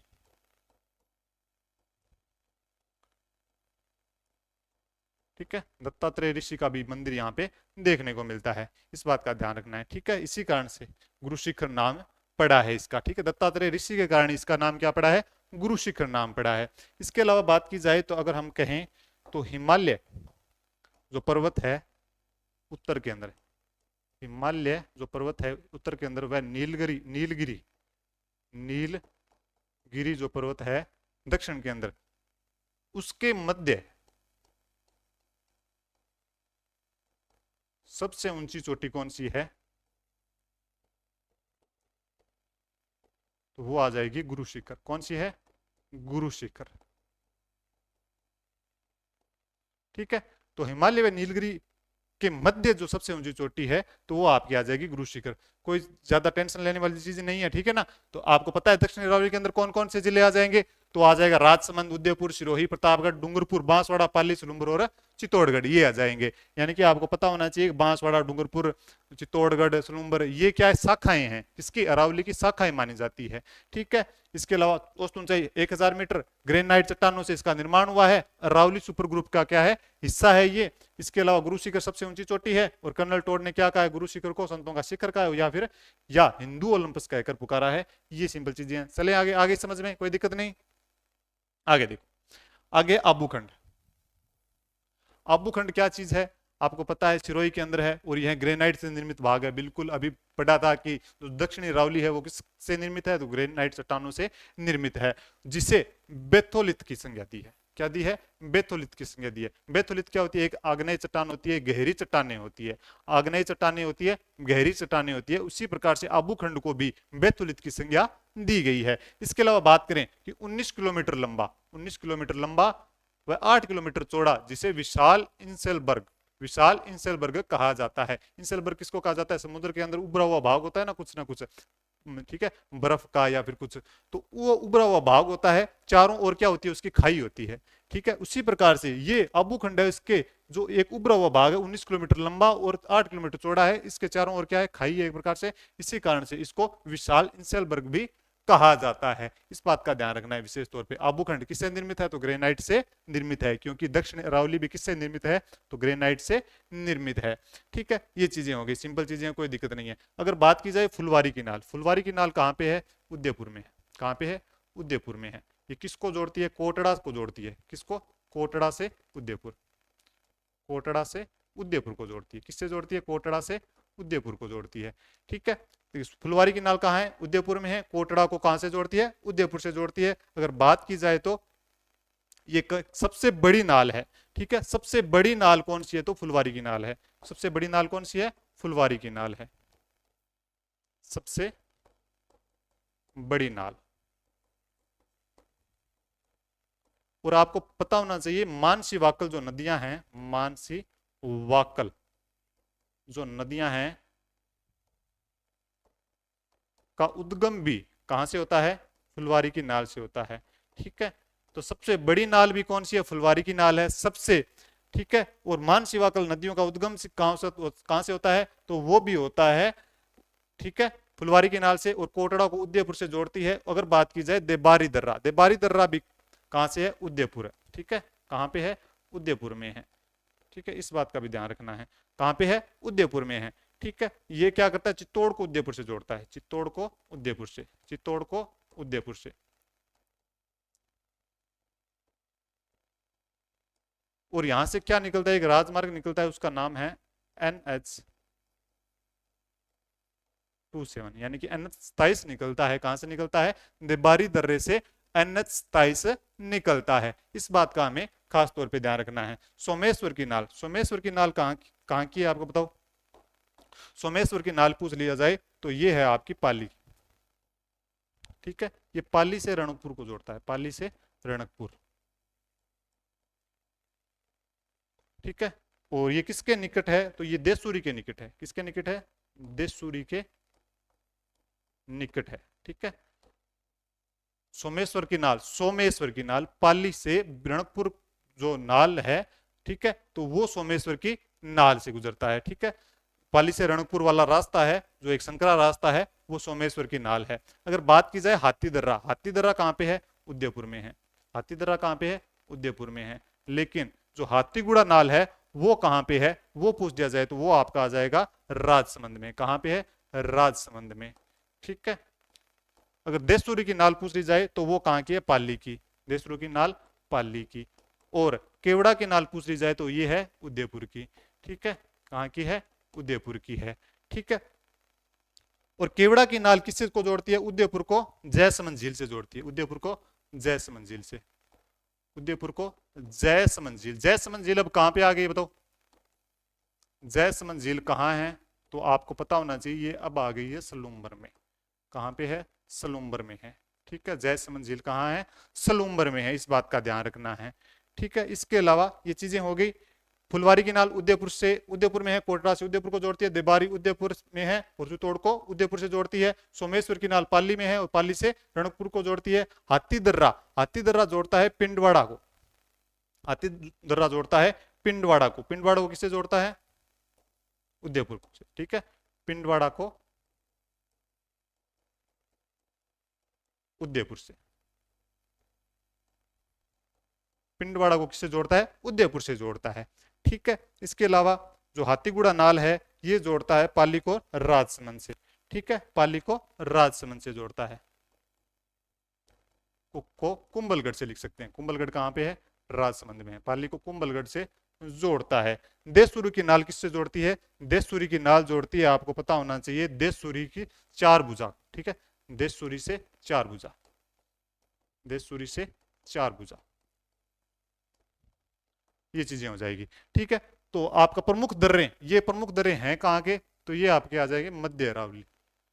ठीक है, मध्य नहीं, दक्षिणी अरावली आ जाएगी। ठीक है, ये दर्रे आ जाएंगे आपके दक्षिणी अरावली के। जो प्रमुख दर्रे हैं सारे के सारे दक्षिणी अरावली में कौन कौन से दर्रे हैं, ये बात की जाए तो फुलवारी की नाल उदयपुर से, कोटड़ा को उदयपुर से जोड़ती है। देबारी दर्रा भी कहां पे है? उदयपुर में है, जो चित्तौड़ को उदयपुर से जोड़ता है। इसके अलावा सोमेश्वर की नाल कहां पे है? जो पाली में है, पाली को रणकपुर से जोड़ता है। और किसके निकट है? ये देशसूरी के निकट है। ठीक है, आगे देखो, आगे है हाथी दर्रा। हाथी दर्रा उदयपुर के अंदर है। जो पिंडवाड़ा, पिंडवाड़ा है सिरोही के अंदर है, सिरोही को यानी पिंडवाड़ा सिरोही को उदयपुर से जोड़ता है। और हाथीगुड़ा नाल है राजसमंद के अंदर, जो पाली को कुंभलगढ़ से जोड़ता है। और देशसूरी के नाल पाली में है, जो जोड़ता है देशसूरी को चार भुजा से। केवड़ा की नाल उदयपुर के अंदर है, उदयपुर को जयसमंद झील से जोड़ता है। तो जयसमंद झील कहां पे है अब के समय में? वो आ जाएगी आपकी, वो आ जाएगी सलूम्बर में आ जाएगी। ठीक है, ये चीजें हो गई। और सबसे बड़ी नाल पूछ ली जाए तो वो कौन सी होगी? आपकी फुलवारी की नाल होगी। और यहीं से आपकी मानसी वाकल नदियों का उद्गम भी कहां से होता है? फुलवारी की नाल से ही होता है। इस बात का विशेष तौर पे ध्यान रखना है, ये चीजें इंपॉर्टेंट है। ये नाल सारी की सारी नालें क्या है? इंपॉर्टेंट है, याद कर लेना किसी भी हालत में। ठीक है, फुलवारी की नाल, देबारी दर्रा, सोमेश्वर की नाल, हाथी दर्रा, हाथीगुड़ा नाल, देशसूरी की नाल और केवड़ा की नाल। ठीक है, चलें आगे। आगे देखो, आगे क्या लिखा है, राजस्थान की अन्य पहाड़ियां। राजस्थान की अन्य पहाड़ियों में अगर बात की जाए तो ये देखो, अन्य पहाड़ियां में बाकर, भाकर, बाकर क्या है, सिरोही की तीव्र ढाल वाली पहाड़ियां, यानी कि ढाल क्या है, एकदम से है, तीव्र ढाल है। ठीक है, बाकर कहां पे है, ये सिरोही के अंदर है, तीव्र ढाल वाली पहाड़ियां हैं, वो कौन सी है, बाकर है। फिर आ जाएगी गिरवा। गिरवा क्या है, उदयपुर की, उदयपुर की तस्तरी नुमा पहाड़ियां, उदयपुर की क्या है, तस्तरी नुमा पहाड़ियां हैं, वो आ जाएगी गिरवा कहते हैं। क्या कहते हैं इसको, गिरवा कहते हैं। इसके अलावा मेरवाड़ा, अब मेरवाड़ा की बात की जाए, मेरवाड़ा की पहाड़ियां, ये टोडगढ़ के समीप की पहाड़ियां हैं, टोडगढ़ के समीप की पहाड़ियां हैं, और ये क्या करती है, मारवाड़ को मेवाड़ से अलग करती है। ये क्या करती है, मारवाड़ को मेवाड़ से अलग करती है। क्या करती है, मारवाड़ को मेवाड़ से अलग करती है। ठीक है, इस बात का ध्यान रखना है विशेष तौर पे। ठीक है, फिर आ गया देश हरो, देश हरो, देश हरो, जरगा व रागा, जरगा व रागा, रागा, रागा, रागा से क्या बनता है, राहुल गांधी बनता है क्या, नहीं, हमें राहुल गांधी याद नहीं रखना है, लेकिन जरगा, देश हरो जागा, देश हरो जागा, यानी कि हरा भरा, हरो, हरो यानी हरा भरा, हरा भरा कहां का क्षेत्र है, जागा, यानी कि जरगा व रागा, जरगा व रागा का जो मध्य का क्षेत्र है, यानी कि एक प्रकार से जो पहाड़ियां हैं जरगा और रागा, ये जो मध्य का जो एरिया है वो क्या है, हरा भरा है, इस कारण से इसको क्या कहा जाता है, देश हरो कहा जाता है। क्या कहा जाता है, देश हरो कहा जाता है। ठीक है, ये कहां पे है, उदयपुर में है। ठीक है, आगे देखो, रामगढ़ की गोलाकार पहाड़ियां, रामगढ़ की गोलाकार पहाड़ियां, ये क्या है, इन पहाड़ियों के मध्य उल्कापिंड गिरने से एक झील भी बनी है। क्या बनी है, उल्कापिंड गिरने से झील भी बनी है, रामगढ़ की गोलाकार पहाड़ियां। ठीक है, रामगढ़ क्रेटर भी कहा जाता है इसको। ठीक है, तो ये चीजें हैं, अगले नेक्स्ट क्लास में पढ़ेंगे इस चीज को, इंपॉर्टेंट चीज है। ठीक है, आगे देखो, मेवल, मेवल किसे कहा जाता है, तो डूंगरपुर बांसवाड़ा के मध्य पहाड़ी भाग है, उसको मेवल कहते हैं। डूंगरपुर बांसवाड़ा का जो मध्य है पहाड़ी भाग, उसको क्या कहा जाता है, मेवल कहा जाता है। बड़ा ही इंपॉर्टेंट चीज है ये क्वेश्चन बनता है यहां से कि मेवल किसे कहा, मेवल किसको कहा जाता है, तो डूंगरपुर बांसवाड़ा, डूंगरपुर बांसवाड़ा के मध्य का भाग है वो क्या कहलाता है, क्या कहलाता है, मेवल का कहलाता है। फिर आपको पूछ लिया जाए कि 56 पर्वत कहाँ है, 56 पर्वत आपने पढ़ा होगा, 56 का मैदान, 56 की पहाड़ियां, 56 का मैदान कहाँ पे है, तो आपका पता होना चाहिए। ठीक है, प्रतापगढ़ के अंदर। और पूछ लिया जाए कि 56 पर्वत कहाँ है, उदयपुर के अंदर। फिर है बोमट, बोमट कहाँ पे, बोमट, बोमट है उदयपुर, डूंगरपुर और सिरोही के अंदर। ठीक है, बोमट यानी कि उडसी, बोमट को याद क्या करना है, बोमट, बोमट, बोमिया, बोमिया उडसी, बोमिया उडसी, यानी कि उदयपुर, डूंगरपुर, सिरोही के मध्य पहाड़ियां हैं, वो क्या कहलाती है, बोमट कहलाती है आपकी। इस बात का आपको विशेष तौर पे ध्यान रखना है। ठीक है, बाकर किसको कहते हैं, गिरवा किसको कहते हैं, मेरवाड़ा कहाँ है, तो टोडगढ़ के समीप की पहाड़ियां क्या करती है, मेरवाड़ा मारवाड़ को मेवाड़ से अलग करती है। इसके अलावा देश हरो, जरगा व रागा के मध्य हरा भरा क्षेत्र, हरो क्या है, हरा भरा, हरो जरगा व रागा के मध्य। फिर रामगढ़ की गोलाकार पहाड़ियां, इन पहाड़ियों के मध्य उल्कापिंड गिरने से एक झील भी बनी है, इस बात का विशेष तौर पर ध्यान रखना है। आगे है मेवल, मेवल किसको कहा गया, डूंगरपुर बांसवाड़ा के मध्य पहाड़ी भाग है उसको मेवल कहते हैं। 56 पर्वत उदयपुर में है, बोमट यानी बोमिया यानी कि उडसी, उदयपुर, डूंगरपुर और सिरोही के मध्य पहाड़ियां है, वो सारी की सारी कैसी है, वो आपकी आ जाएगी बोमट पहाड़ियां कहलाएगी। ठीक है, इसके अलावा बात करें तो, इसके अलावा बात करें तो आप देखो, मालानी पर्वत, मालानी पर्वत कहां कहां पे है बताओ, तो जालोर, बाड़मेर और बालोतरा के मध्य। ठीक है, ये आपका आ जाएगा। ठीक है, फिर एक चीज आ जाएगी मुकुंदरा, मुकुंदरा की पहाड़ियां, मुकुंदरा की पहाड़ियां पूछ ली जाए तो ये कहां पे है, कोटा झालावाड़, कहां पे है, कोटा व झालावाड़। ठीक है, इसके अलावा पूछ लिया जाए कि हर्ष पर्वत कहां पे है, हर्ष पर्वत, तो हर्ष पर्वत कहां पे है, सिक्कर में है। ठीक है, ये चीजें हैं जो आपको ध्यान रखनी है। इसके अलावा ठीक है, एक चीज और पूछ लिया जाए कि आडावाल पर्वत कहां पे है, आडावाल पर्वत पढ़ा था हमें कि इसको क्या अरावली को अडावल कहाँ पे कहा जाता है? तो बूंदी में कहा जाता है। तो अडावल पर्वत भी कहाँ पे होगा? तो आपका हो जाएगा बूंदी में हो जाएगा। कहाँ पे हो जाएगा? बूंदी के अंदर अडावल पर्वत आ जाएगा। ये चीजें हो जाएगी। चीजें सामान्य चीजें हैं, कोई दिक्कत नहीं है। मलानी पर्वत का है जालोर, बाड़मेर और बालोतरा में। मुकुंदरा की पहाड़ियां कोटा व झालावाड़ के अंदर आ जाएगी। ठीक है, ये सामान्य चीजें हैं, बिल्कुल कोई दिक्कत नहीं है। मलानी पर्वत, मुकुंदरा की पहाड़ियां, हर्ष पर्वत और अडावल पर्वत ये कहाँ पे है? रामगढ़ की गोलाकार पहाड़ियां कहाँ है? इन पहाड़ियों के मध्य उल्कापिंड गिरने से एक झील भी बनी है जिसको रामगढ़ क्रेटर झील भी कहते हैं। ठीक है, इसके अलावा मेवल किसको कहा जाता है? डूंगरपुर बांसवाड़ा के मध्य पहाड़ी भाग है उसको मेवल कहा जाता है। छप्पन पर्वत उदयपुर में है। छप्पन की पहाड़ियां कहाँ पे है? आपको बताया था। ठीक है, और बालोतरा के अंदर है। और बोमट जो छप्पन है पहाड़ियां हैं, 56 पहाड़ियों का समूह है इस कारण से। उसके अलावा बोमट है, बोमिया, उदयपुर, डूंगरपुर, सिरोही, बोमिया, उड़सी, इस प्रकार से याद रख सकते हो आप। ठीक है, इसके अलावा ये आपकी क्लास कंप्लीट हो गई है। ठीक है, तो हमने पढ़ लिया है भौतिक विभाजन में अरावली पर्वतीय प्रदेश पढ़ लिया है। कल हम क्या पढ़ेंगे? कल पढ़ेंगे हम पूर्वी मैदानी प्रदेश व और पढ़ेंगे दक्षिण पूर्वी पठारी प्रदेश। इसको कंप्लीट करेंगे। और आप बताओ किस प्रकार कैसी लगी क्लास? पूरी क्लास देखनी है आपको, कमेंट करना है किस प्रकार की लगी। और जो चोटियां बताई है, कौन सी चोटी किस प्रकार से क्रम से जिस प्रकार बताई है आपको याद भी करनी है साथ साथ में। आप कहते हो कि भूगोल सर बदल गया बदल गया, मुझे तो नहीं लगता बदल गया। बिल्कुल सिंपल चीजें हैं, वही चीजें हैं। जरा सा उधर उधर होने से पूरा भूगोल नहीं बदल जाता है। मैंने पहले ही कहा है कि पृथ्वी कोई मंगल ग्रह नहीं हो गया है जो भूगोल बदल गया है। तो जिले हैं कुछ नए ऐड हुए हैं, कुछ संभाग नए ऐड हुए हैं, वो चीजें चलती रहती है। ठीक है, तो ये चीजें आपको याद करनी है। बिल्कुल सिंपल चीजें हैं जो आपने पहले पढ़ी भी है। ठीक है, और आप साथ साथ में नोट्स बनाओगे रजिस्टर के अंदर तो आपको मैं गारंटी देता हूं कि आपको 100% ये चीजें याद होगी। ऐसा हो ही नहीं सकता कि आपको याद ना हो। मन लगाकर पढ़ोगे तो याद क्यों नहीं होगी। ठीक है, तो कैसी लगी क्लास आपको? ये चीजें आपको सारी बतानी है। क्या करना है? लाइक करना है, शेयर करना है, कमेंट करना है और चैनल को क्या करना है? सब्सक्राइब करना है। ठीक है, एनडीसी क्लासेस के नाम से है। इसके अलावा जो भी है टेलीग्राम चैनल, यहाँ पे पीपीटी शेयर की जाती है। आपको पता है, बार बार कह रहा हूं कि एनडीसी क्लासेस के नाम से जो टेलीग्राम चैनल है उसको ज्वाइन कर लेना। वहां पे आपको पीपीटी दी जाती है, वहां से आप डाउनलोड कर सकते हो पीपीटी। तो कैसी लगी क्लास तो बताना, लाइक कमेंट एंड शेयर। तो आप सभी का बहुत बहुत धन्यवाद, आभार। जय हिंद, जय भारत।